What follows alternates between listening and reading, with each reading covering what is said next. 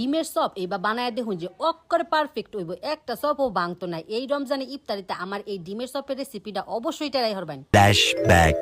আসসালামু আলাইকুম প্রিয় ভাই বোনেরা, আশা করি আল্লাহর রহমতে ব্যক্তি বালা আছেন, আমরাও বালা আছি আলহামদুলিল্লাহ। আজকে আমরা করে রমজানের সবচেয়ে জনপ্রিয় ইফতারি ডিমের চপ বানায় দেখাইম, আর অনেক সহজ পদ্ধতিতে অক্করেও ইউনিক ভাবে। প্রথমে এক আলি আন্ডারে মাঝখান দ্বারা কাট দেওয়া অক্করে 2 আলি আন্ডা বানায় লাইছি। আলু আগে ওই হিজায় রাখছি, অনেক কয়েকটা হুক নামাইছে, উর্ফে একটু লবণ দেহাইরা অক্করে মরিচল লসুন অক্করে বত্তা বত্তা বানায় হাইরা। এটার মধ্যে দেওয়া দিয়েছিল পেঁয়াজ, টমেটো আর ছিল ধনিয়া পাতা।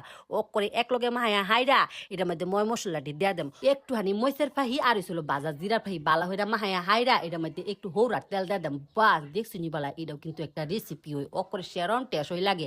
ওহনে এটার মধ্যে আলু হিদ্দুটা দেওয়া দেম। আলুটারে আগে ওই হিজায় রাখছিলাম, যাও গকরে বোত্তা বোত্তা বানায়া হাইরা। ওহনে খালি ডিমের চপটি বানাইলাম। একটুখানি ব্রেড গ্রামসটা দিলে ওই মনে হন যে আলু ভর্তাটা হয়ে যাবো। ব্রেড গ্রামসটা দিলে এটার বন্ডিংটা অনেক ভালো, অক্ক ডিমের লগে লাগা লাগা থাকবো, একটা চপও ভাঙ্গা যাইতো না। ওহনে একটু লইয়া হাইরা অকরে গুল বানাইলাম, ব্যাগটা গুল বানায় হাইরা। এরপরে এই ডিমের মধ্যে লাগাই দাম। দেখছি বলা অকরে সেম আকৃতিতে ওই, কিন্তু অনেকেই কিন্তু এই ডিমের চপটা অনেক বেশি পছন্দ করে। আমারটাই না এই ডিমের চপ অনেক বেশি ভালো লাগে। দেখছি বলা অর্ধেকখানি ডিমের মধ্যে অর্ধেকখানি আলু ভর্তা দিছি। মন হইতাছে অক করে ডিমের লসুন হয়, কিন্তু অর্ধেকখানি আলু ভর্তা আর অর্ধেকখানি ডিম। অবশ্যই কিন্তু এই রেসিপিটা একদিন হইলেও টেরাই করবেন, কারণ কি জানুন, রমজান মাসে কম বেশ তোমরা কত কিছু টেরাই হরি, নতুন কিছু একটু টেরাই হলে খারাপ কি। যাও গো অক করে 8টা ডিম দেখছি নি। ওখানে দেওয়া দিয়েছিল 2 চামচ ময়দা, 1 চামচ কর্নফ্লাওয়ার। কর্নফ্লাওয়ারটা দিলে ডিমের চপটা অনেক বেশি মসমসা থাকে, তবে আমার হাতের কাছে যদি না থাকে তো চালের গুঁড়াও দিতে পারেন।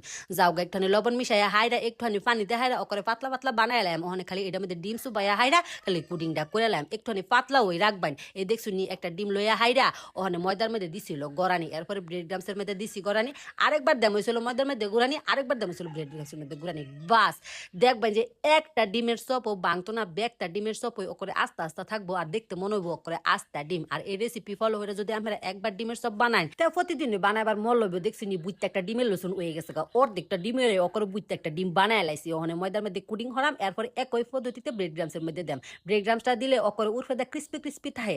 যাও গনে ব্যাগটা ওকরে ইরুম বাই দেখায় রাখলে ডিমের চপটি বানাই লাইম। রমজান মাসে কিন্তু কম বেশ আমরা ব্যাগতে ওই ইফতারিতে চিন্তা করি যে কোন আইটেমটা বানান যা।